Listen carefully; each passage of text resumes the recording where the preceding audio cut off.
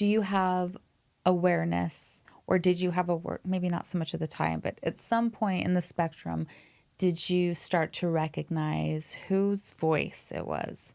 Like, obviously, like you were likely hearing it in your own voice, but who, like, who were you repeating? Who are you parroting Right. Where at did that some of it come point? from Yeah, specifically? whose voice was you? Not until, up until probably the last, 5 or 6 years or something like that. Not until we really started working. Truthfully, not until I saw, because all of this started to shift and change for me in regards to this narrative that's been driving my life, the one of lack of worth and value and shame.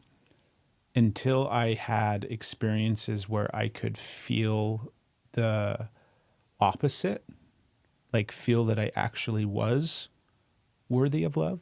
You started getting the contrast Right. of the truth. Until I started to have some experiences where it was different, I didn't have the ability, I think, to make the distinction of like, oh, wait a minute. I know where this one came from. That's definitely something that my mom used to say, or something that, do you know what I mean? That like one of my brothers used to tell me, or that didn't happen until I started to have the distinction and the contrast between the two. Yeah. Do you feel like there was more separation? Like you were able to see it clearer as soon as you started to have the contrast and could start to identify where it actually came from? Was it When you say separation, what do you mean? when you're first, for me, right? It's really hard to pull away from it when you're hearing it Oh, and all the yeah. negative. It's really hard to be like, oh, actually, that isn't mine. You can be like, I'm supposed to think this, I'm supposed to think that, but it seems so true. But for me, like when I started to have the separation myself, I'm like, oh, I can see where this came from. I can see where this came from. It was easier to like unwind it off of me and be like, this isn't actually mine, and see that this is a false narrative. This belongs to somebody else. And even though I thought it was mine and I wore it really tight, like it started to become easier to see away from. There's still stuff. I'm not free from negative self. I still wear a lot of them tight. They are coiled around and I haven't figured out how to unwind it yet.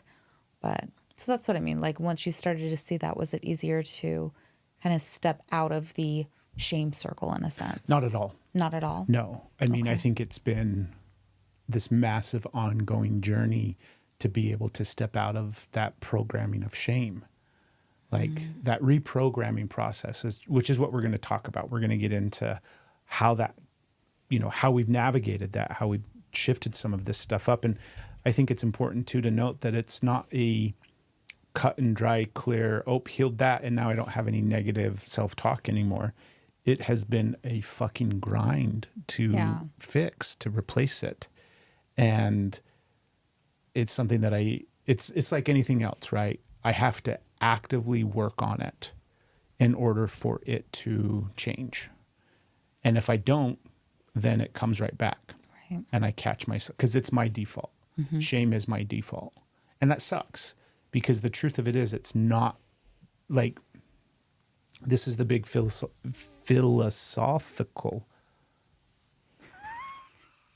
You got this.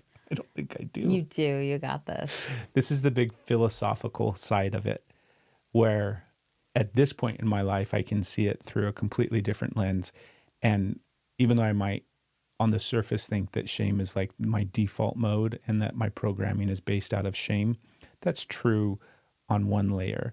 But underneath it, the truth of it is I'm completely unconditionally loved and worthy of unconditional love. And I always have been. So I've never had anything to be ashamed about. I've never, all of these things that have been programmed into me, these beliefs about who I am and what I am and how I see myself, that is through the perception and lens of other people. And they projected it onto me, whether it's family, whether it's society. And the truth of it is that I am, in fact, worthy of unconditional love. And that, I believe, is the truth for everybody. Not the shame part or the criticism or the judgment, but the not the unworthiness, but the worthiness of unconditional love. So that's my default mode. And then I just have to remember that. So like that could be the all-encompassing journey of life, just getting back to that space continually of remembering, oh, wait, I'm unconditionally loved. And for me, that source of unconditional love comes from a higher power, comes from my belief of the way that the universe is all interwoven and connected, and energy and love and everything like that.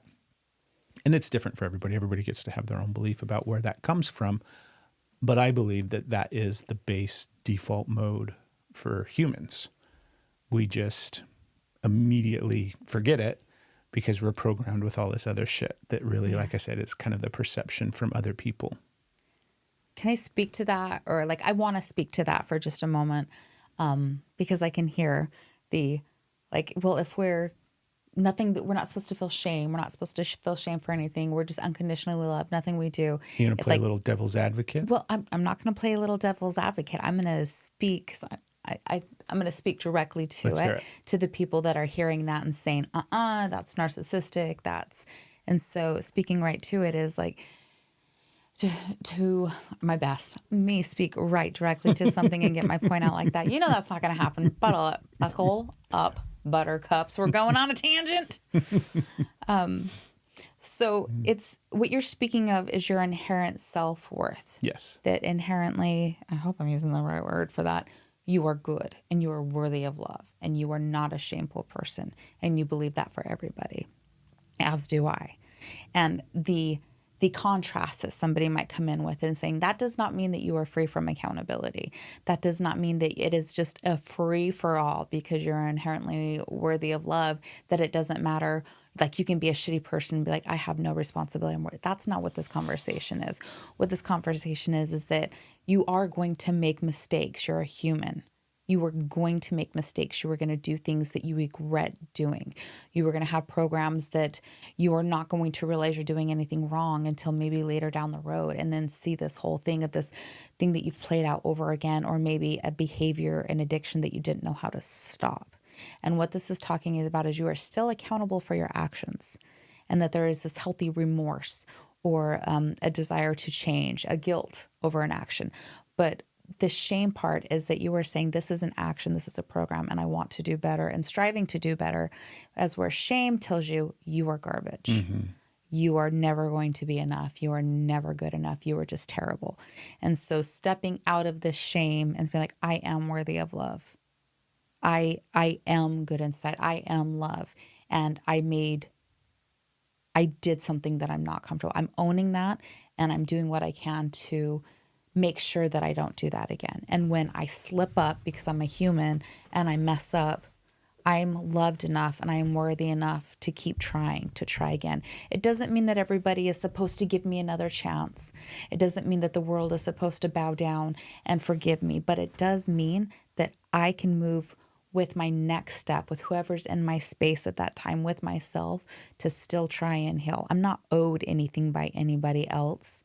And I'm not garbage because I made a mistake. I'm not garbage because I was living out old patterns and behaviors. I'm not garbage because even though I knew better, I didn't have the tools to do better. And I kept fucking up even though I knew what I was doing was wrong. I didn't know how to do it. I'm not garbage because I messed up over and over and over again. I'm worthy of love. I am love. And I can keep trying. We were meant to be.